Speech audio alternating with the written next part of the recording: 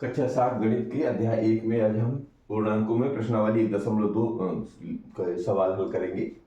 तो प्रश्न नंबर 1 ये कह रहे हैं कि निम्नलिखित गुणनफलों को ज्ञात कीजिए। अभी तक आपने गुणधर्म सीखे हैं, गुणनफलों के पूर्णांकों के गुणधर्म, और जिसमें गुणनफलों के मतलब गुणधर्म हमने सीखा जितने प्रकार के होते हैं। अब उनका इस्तेमाल जो किया गया है उस सवालों में इस्तेमाल किया गया। अब हम एक एक करके उठा रहे हैं। तो पहला है 3 में ऋण 1 का गुणा करें तो क्या होता है। तो 3 में ऋण 1 का गुणा करने पर क्या होगा, देखिए सबसे पहले क्या बताया गया था कि ऋण चिन्ह को बाहर निकाल लेना है और जितने भी अंक होते हैं उनको अंदर ले लेना है। ये अपन सीख चुके हैं। इसका मतलब हो गया 3 में 1 का गुणा हुआ तो 3 और ये ऋण चिन्ह आ जाएगा। ये हमारा आंसर होता है। इसी प्रकार बी में देखेंगे कि ऋण 1 में 225 का गुणा करना है। ऋण 1 में 225 का गुणा करना अर्थात ये दोनों ही एक ही प्रकार की संख्याएं हैं जैसे यहाँ पर थी। फर्क ये है कैसे, इधर ये क्रम में टाइप का लिखा हुआ है। तो ऋण 1 और 225 में क्या करेंगे, ऋण चिन्ह को पहले हमने बाहर निकालना है, 1 और 225 को अंदर लेना है। ठीक है, अभी दोनों धनात्मक हो गए। अब क्या करना है, इन दोनों का गुणा करने पर किसी भी संख्या में 1 का गुणा करने पर वही संख्या प्राप्त होती है और ये ऋण चिन्ह पहले से रखा है। तो इसका जवाब ये हो गया। इधर देखिए ऋण 21 में ऋण 30 का गुणा करना है। ऋण 21 में ऋण 30 का गुणा करने पर क्या करना है, इन दोनों पहले से ऋण का गुणा करना है। तो ऋण में ऋण का गुणा क्या हो जाता है, धन हो जाता है। ये हम पहले पढ़ चुके हैं कई बार, है ना। अब क्या करना है, 21 में सीधा सीधा 30 का गुणा हो जाएगा। तो ये 21 में 30 का गुणा हो जाएगा। ऋण में ऋण का गुणा धनात्मक हो चुका है, इसलिए अब हम चिन्हों का इस्तेमाल नहीं करेंगे।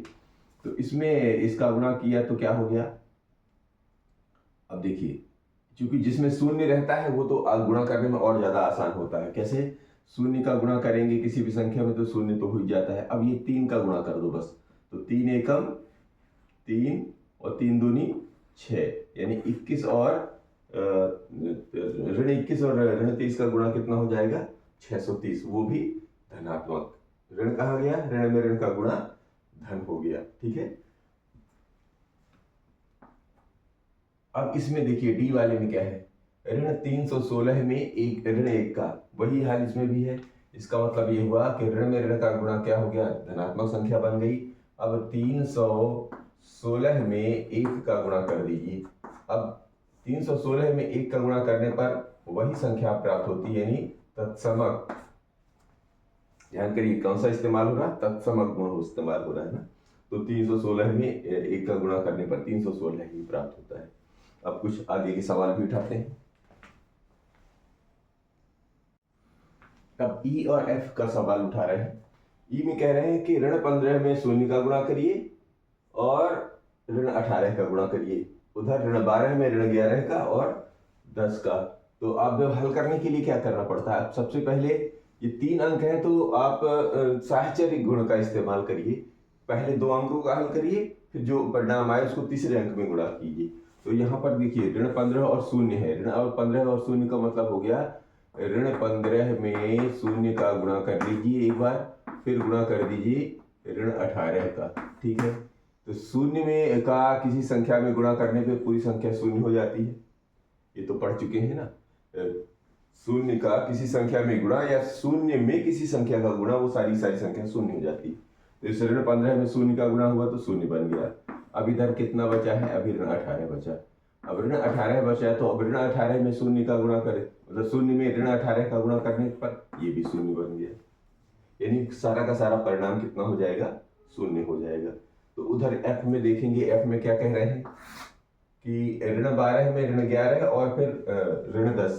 तो इसका मतलब पहले ये 2 उठा लीजिए, तो ऋण और ऋण का गुणा तो धनात्मक बन गया है ना। या ऐसे लिख लीजिए ऋण 12 में ऋण 11 का गुणा कर लीजिए 1 में, और इसको एक ब्रैकेट में साहचर्य गुण का इस्तेमाल कर लीजिए और इस 10 को बाहर निकाल लीजिए।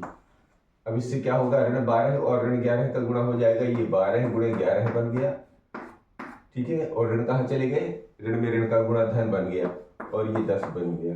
तो 11 दूनी 22 का 2, 11 दूनी 22 का 2 हासिल कर 2, 11 एकम 11 और 2 13, 132 बन गया। अब इसमें 10 का गुणा कर दीजिए, मतलब आप समझ रहे हैं, जितने आपने गुण पढ़े हैं उनका इस्तेमाल करना है ना। गुणांकों गुणन के पूर्णांकों में गुणन के जितने भी गुण पढ़े, अब वो एक एक करके आ रहे हैं, उनका इस्तेमाल करते चलते हैं। तो बस 10 का गुणा करने पर हो जाएगा 1320। क्यों? एक जीरो लग गया। समझ में आ रही है? बस इसी तरह बाकी सवाल हल कर देते हैं। जी में क्या आता है और एच। जी में है 9 में ऋण 3 का गुणा, फिर उसमें ऋण 6 का गुणा, इधर ऋण 18 में ऋण 5 का गुणा, और फिर उसमें ऋण 4 का गुणा। तो सबसे पहले हमको वही करना है, यानी इन दोनों को ले लेते हैं। यानी कि 9 गुणे ऋण 3 को पहले एक ले लीजिए, इसमें ले लीजिए, साहचर्य गुण बना लेते हैं। और ये ऋण 6 का साहचर्य का मतलब साथी बना लेते हैं एक बार इसका साथी। अब जरूरी नहीं कि दोनों बार अलग, आप चाहे इधर का भी साथी बना के कर सकते हैं। इसको अलग करके इसको पहले कर लेते हैं, क्योंकि साहचर्य गुण का पालन करता है।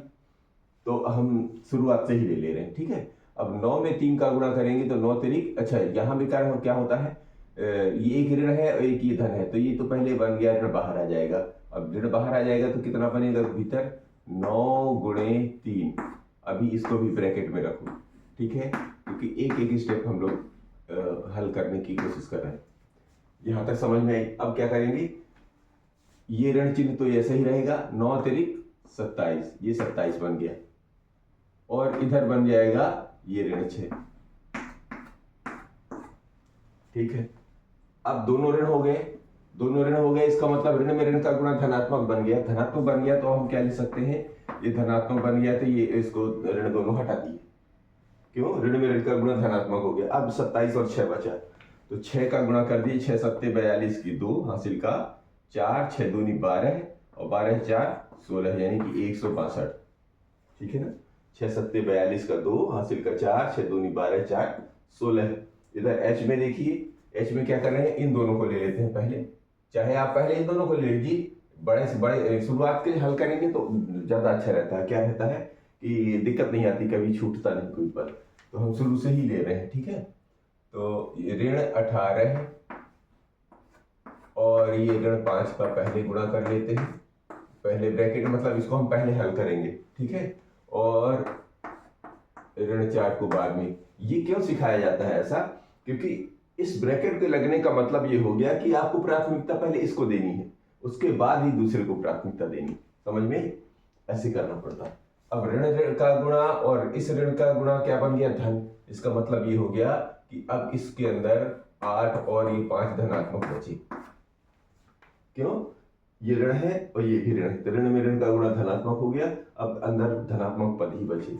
अभी इसके बाहर अभी ऋण 4 लगा के रखिए, ठीक है। अब 18 में 5 का गुणा कर दिए तो 18 पंचे 90, है ना। 5 अट्ठे, अगर 18 का पहाड़ी में दिक्कत आ रही तो 5 अट्ठे 40 और 5 एकम 5 4, ऐसा भी कर सकते हैं। समझ में आ रही है?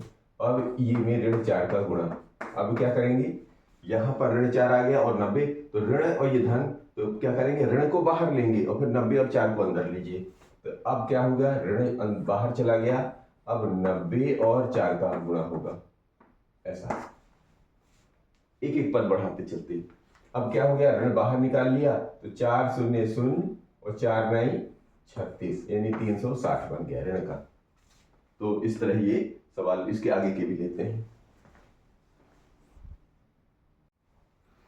अब यहाँ पर आई और जे सवाल में देखिए कितने पद आएंगे, 1 2 3 4, 4 पद भी है, वो भी ऋण 1 ऋण 2 ऋण 3 ऋण 4, इसमें भी ऋण 3 ऋण 6 ऋण 2 ऋण 1, 4 पद हैं। तो अब क्या करिए कि 2 पद को पहले ले लीजिए और 2 पद का इधर बाद में ले लीजिए, मतलब ब्रैकेट बना लीजिए, तो आसानी रहेगी काम करने में। कैसे करें, फिर 3 में रहता था तो 2 को लेके तीसरे का गुणा कर देते थे। अब ऑलरेडी इधर का 2 पद मतलब दो पद इधर है 2 इधर है, तो और आसान हो जाएगा। कैसे करेंगे, ऋण 1 में ऋण 2 का गुणा, ये एक ब्रैकेट बना लीजिए, यानी इधर अलग हल कर लीजिए, और गुणे का चिन्ह तो लगा के रखना ही है, और इधर वाले में ऋण 3 और ये 4 का गुणा कर लीजिए, हो गया ना, तो आसान हो गया। मतलब आपको इधर का अलग गुणा कर लीजिए, इधर का गुणा कर लीजिए, फिर जो आए फिर उसमें आगे करना। तो देखिए ऋण में ऋण का गुणा तो धन बन गया, इसका मतलब इधर अंदर 1 और 2 का गुणा बचा। ठीक है, इधर देखिए इधर वाले में ऋण 3 और ऋण 4 में क्या करना पड़ता है। अभी इसको बड़ा ब्रैकेट लगाइए, क्यों? क्योंकि इसमें ऋण बाहर जाएगा और 3 और 4 का गुणा हो जाएगा। थोड़ा सा डिफरेंस समझने के लिए, अब 1 में 2 का गुणा, तो ये तो बन गया 2 गुणे, अभी इस ब्रैकेट में लगाइए ऋण, तो 3 में 4 का गुणा करिए, 3 चौके 12। अब ये चाहे बड़े ब्रैकेट की जगह आप छोटा ब्रैकेट लगा लीजिए, ठीक है ना, 3 चौके 12 और ऋण आया। अब ये ऋण 12 का गुणा इस 2 में करना है, तो अब क्या करेंगे, इसका ऋण बाहर निकालेंगे, तो ये ऋण बाहर निकल गया। अब क्या बचा है, इधर 2 है, इधर है 12। अब इन दोनों का गुणा करके ऋण लगा रहने दीजिए, 12 दूनी 24, ये इसका जवाब हो गया। इसी तरह जे में है, जे में क्या कह रहे हैं कि ऋण 3 में ऋण 6 का गुणा, तो आप इन दोनों को पहले एक बार जोड़ा बना लीजिए, फिर एक बार जोड़ा इनका बना लीजिए, तो हल करने में बड़ा आसान हो जाए। कैसे, ये ऋण 3 और ये ऋण 6, ठीक है, ये पहला अलग कर लिया हमने, फिर गुणे का चिन्ह लगाइए, और ये ऋण 2 में ऋण 1 का गुणा, ये दूसरी बार, ठीक है। अब क्या करेंगे, इन दोनों का पहले ऋण में ऋण का गुणा करेंगे, तो धन बन गया, इसका मतलब ये बन गया 3 और 6 का गुणा हो गया, ऋण खत्म हो गया। इधर भी देखेंगे, ऋण 2 और ऋण 1, ऋण में ऋण 2 का मतलब हो गया 2 में 1 का गुणा, और ये ऋण इसका भी खत्म हो गया, क्यों, ऋण में ऋण का गुणा बन के धन हो गया है। अब 3 में 6 या 6 में 3 या 3 में 6 कर दी, 6 तरीक 18, ये इसका गुणन 18 आ गया इधर, और 2 एकम 2 या 1 दूनी 2 ऐसा बोल दीजिए। अब सब सारे के सारे धनात्मक हो गए, तो 18 दूनी 36 हो गए, ये आंसर हो गया। तो इस तरह ये पहला प्रश्न समाप्त होता है। लेते हैं इसी का दूसरा प्रश्न। अब क्वेश्चन नंबर 2 देखिए कि निम्नलिखित को सत्यापित कीजिए। ए उठा रहे हैं, 18 में गुणा किया गया है ऋण ब्रैकेट में 7 धन ऋण 3 का, और दूसरे पक्ष में दिया है कि 18 में 7 को गुणा कर दिया है एक बार, फिर धन लगाया है, और फिर 18 का ऋण 3 में गुणा कर दिया है। तो ये कौन से गुण का इस्तेमाल किए हैं, योग पर, ये गुणन पर, ये योग पर गुणन का वितरण, मतलब ये योग है और इस गुणन का वितरण कर दिया है। तो इसका मतलब ये है कि हमें पहले लेफ्ट हैंड साइड हल कर लेते हैं, और फिर राइट हैंड साइड, मतलब लेफ्ट माने बायां पक्ष और राइट हैंड माने दायां पक्ष, और अगर दोनों पक्ष का मान बराबर हो जाता है तो ये हमारा सत्यापित होगा। अगर कहीं कुछ गड़बड़ हुआ तो फिर सत्यापित नहीं होगा। तो शुरू करते हैं left hand side. Left hand side का मतलब हो गया कि बाएं पक्ष में जो लिखा है, बाएं पक्ष में लिखा है 18 में गुणा करना है 7 धन ऋण 3 का, ठीक है, ये जी लेफ्ट हैंड साइड है। सबसे पहले क्या होता है कि हमेशा जो ब्रैकेट के अंदर जो संख्याएं या जो आंकड़े होते हैं उसको पहले हल कर किया जाता है। तो 18 को तो अभी हम बाहर रखते हैं, गुणे 7 धन ऋण 3, ध्यान रखिए ब्रैकेट जब खुलेगा तो धन में ऋण का गुणा हो जाएगा ऋण, तो ये हुआ 7 धन में ऋण का गुणा बन गया ऋण, और ये बन गया 3।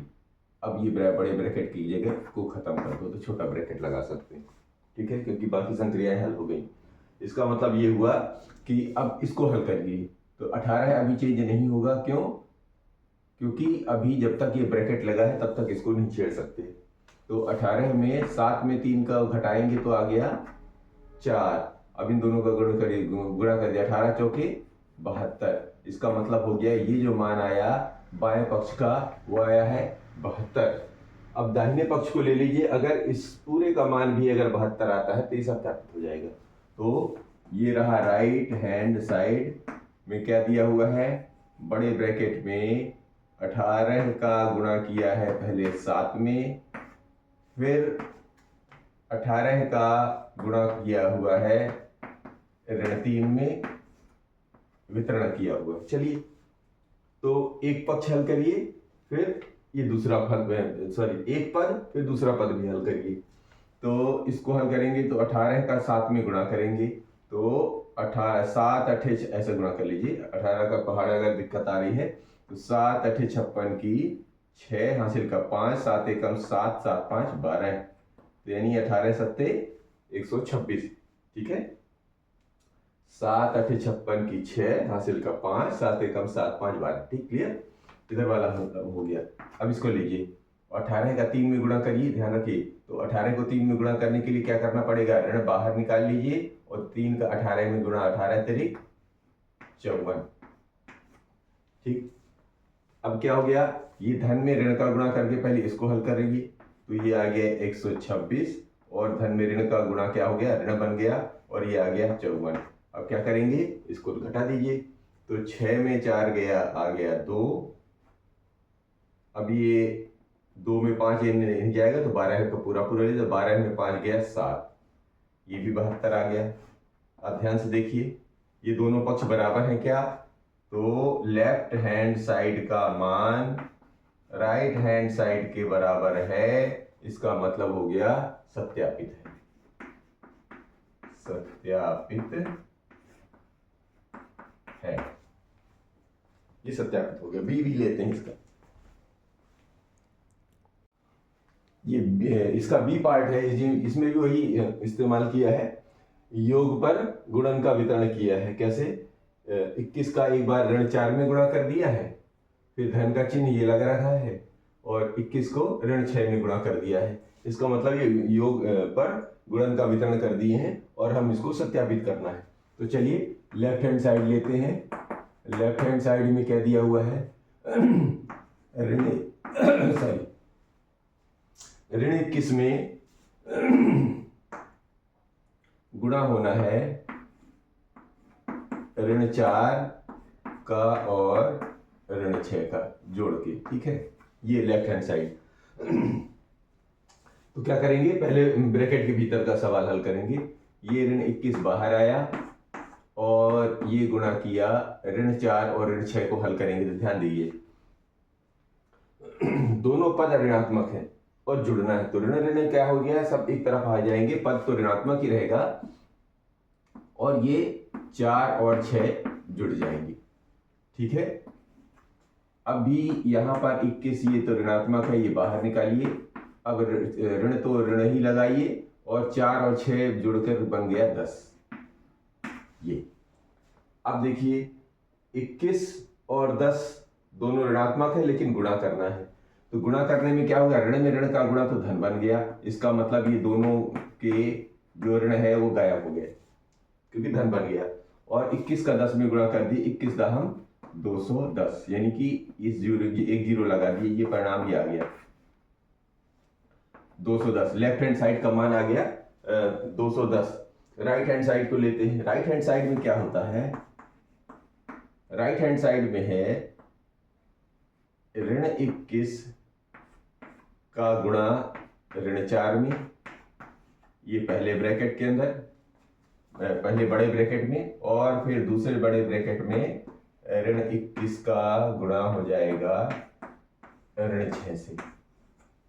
ठीक है, तो पहले इधर वाला पद हल कर लेते हैं और इधर वाला पद अलग करके फिर दोनों को जोड़ देते हैं। तो क्या करिए, ऋण 21 का ऋण 4 में गुणा, देखिए ऋण में ऋण का गुणा ही तो करना है, तो ये पद बन गया धनात्मक, इसका मतलब ये बन गया 21 में 4 का गुणा, ऋण हट गए, क्यों, क्योंकि दोनों ऋणात्मक है और गुणा हो रहा है। धन ये बीच वाला है, इधर भी देखिए ऋण 21 का ऋण 6 में गुणा, तो ऋण का ऋण में गुणा तो धनात्मक बन गया, धनात्मक बन गया, इसका मतलब ये भी पूरे दोनों पद जो है धनात्मक बन गए और फिर ऋण गायब हो गया, हट गया मतलब। अब इन दोनों का गुणा करिए, 4 एकम 4 और 4 दूनी 8। ठीक है, इधर देखिए 6 एकम 6 और 6 दूनी 12। ठीक है, अब इन दोनों को जोड़ दीजिए, काम हो जाएगा। तो 4 और 6 को जोड़ेंगे तो 4 6 10 की 0 हासिल का 1, और 8 2 10 और 11 की 1 हासिल का 1 और 1 ये 2, ये भी आ गया 210। इसका मतलब क्या हो गया, लेफ्ट हैंड साइड का मान राइट हैंड साइड के मान के बराबर हो गया। इसका मतलब यही हुआ ना, लेफ्ट हैंड साइड बराबर राइट हैंड साइड, इसका मतलब ये मान सत्यापित है, सत्यापित हुआ। तो ये सवाल नंबर 2 यहां से पूरा हुआ।